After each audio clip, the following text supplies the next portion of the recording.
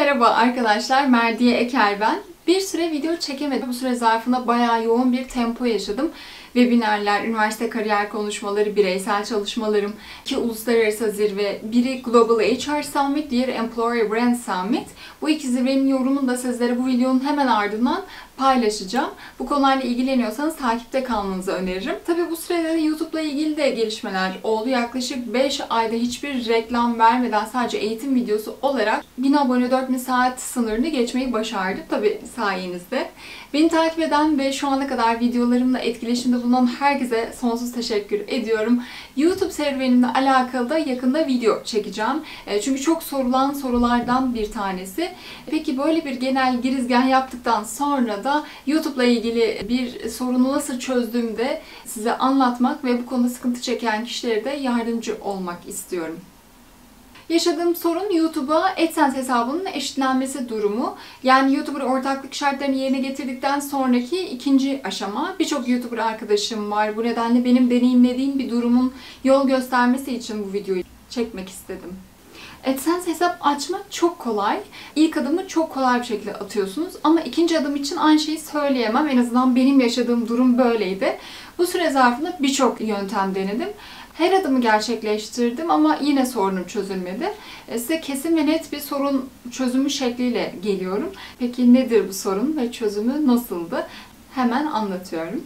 Bana AdSense'i kullandığınız için gidermeniz gereken sorunlar var diye bir uyarı geldi. AdSense bir linke bağlı olarak sadece bir AdSense hesabı kullanmanıza izin veriyor.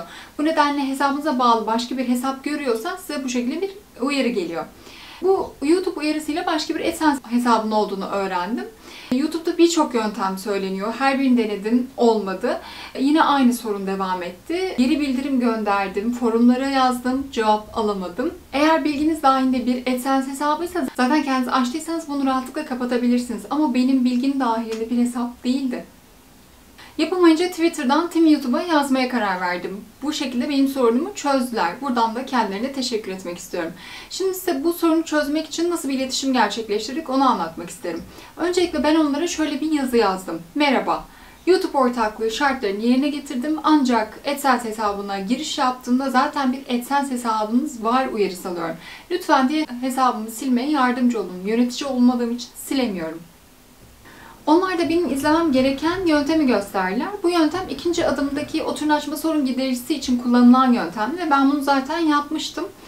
Lütfen siz de ilk aşamada bunları bir kontrol edin. Yani tarayıcınız ön belleğini temizlemek ve çerezleri ve 2.0 etkinleştirmek gibi. Sonrasında ben tekrar iletişime geçtim.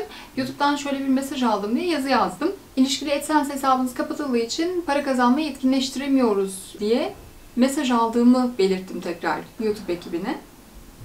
Onlar da bu Twitter profilinin bana ait olup olmadığı bilgisini vermemi istediler. Bunu da PubID kısmındaki veriyi ileterek sağlayabilirsiniz. Bu hesabı nasıl bulabileceğimin linkini de verdiler. Aslında bu bilgiye şuradan ulaşabilirsiniz. Bu hesap size gelen maildeki PubID kısmı arkadaşlar. Ben de bunu gönderdim. Bunun haricinde herhangi bir kişisel bilgi vermenize gerek yok. Bunu ekiple paylaşacaklarını, bilgi edindiklerini, benimle iletişime geçeceklerini söylediler. Bu yazışmalar çok hızlı ve sık oldu. Toplamda 2 gün içerisinde sorunum çözüldü arkadaşlar. Sonrasında çift hesap tespit ettiklerini ve sizin için hesap kapamamızı istiyorsanız bize kalmasını istediğiniz PubID kısmını yazın dediler. Burada dikkat etmeniz gereken hangi hesapla devam edecekseniz o PubID kısmını iletmeniz. Ben de aynı PubID'yi yazdım çünkü zaten diğer hesabımı bilmiyordum. Tekrar bu bilgiyi ekibe ileteceklerini, bilgi edindiklerini, bana bilgi vereceklerini söylediler. Ve sonrasında hangi hesabı kapattıkları bilgisiyle birlikte AdSense hesabımı kullanabileceğimi belirttiler. Bu şekilde benim için zorlu bir süreci çok hızlı bir şekilde tamamlattılar. Twitter, Team YouTube'a çok teşekkür ediyorum. Bu benim için zorlu geçen bir çözüm bulma yoluydu. YouTube'da da videolara baktığım zaman zaten birçok kişinin karşılaştığı bir problem. Umarım etkili bir çözüm yolu olmuştur sizin için.